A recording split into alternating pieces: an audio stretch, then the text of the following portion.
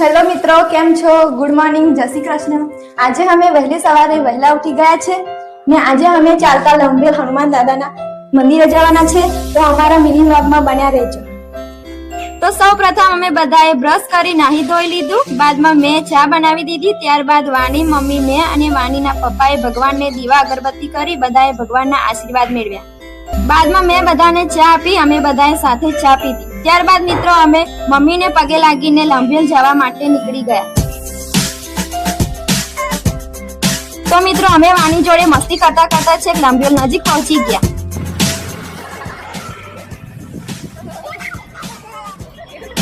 મિત્રો મને લાગ્યું કે વાણી નહીં ચાલે, પણ વાણી અમારી જોડે અમારી જેમ જ ઘણું ચાલે।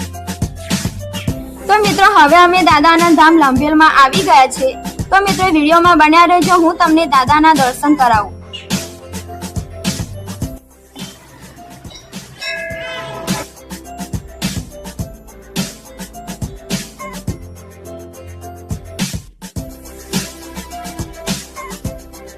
તો મિત્રો અત્યારે હું આવે તો લંબેલ શ્રી હનુમાન દાદાજીના મંદિરે।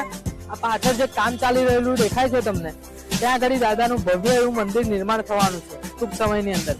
તો આ બાજુ જે પથ્થર દેખાય છે તમને, બતાવો આ બાજુ પથ્થર।